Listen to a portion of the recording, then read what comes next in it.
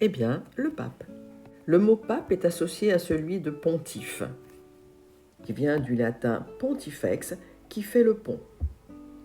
Appuyons-nous sur sa définition. Ouvrage qui relie deux points séparés et qui permet de franchir des obstacles. Rôle dévolu au pape. Dans cette vie terrestre qui nous propulse dans des trajectoires complexes, le pape peut être un guide. Il reçoit d'en haut, il n'est qu'un canal de transmission, il incarne l'unité. Il est aidé par sa croix, qui se présente comme une antenne et qui agit sur 3 niveaux, physique, mental et spirituel. Il transmet avec le cœur juste ce qui est nécessaire pour franchir l'autre rive. Sa main est posée sur le cœur. Elle n'est pas gantée parce que proche des gens. Contrairement à celle gantée qui porte la croix, car il n'est qu'un intercesseur.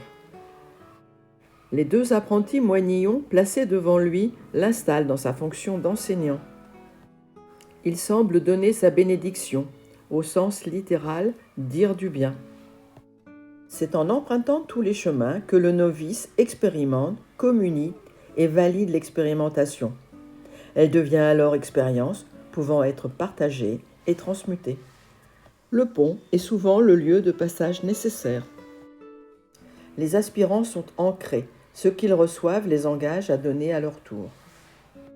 Les mains représentées symbolisent une chaîne de transmission.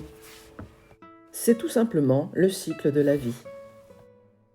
Homme de confiance, de sagesse, il peut être tour à tour enseignant, guide, homme de communication, médiateur et bien d'autres.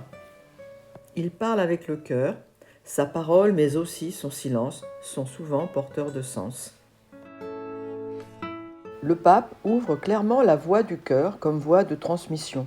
Dans l'arcane numéro 6, l'amoureux, on est face à la complexité des différentes octaves de ce qu'est l'amour.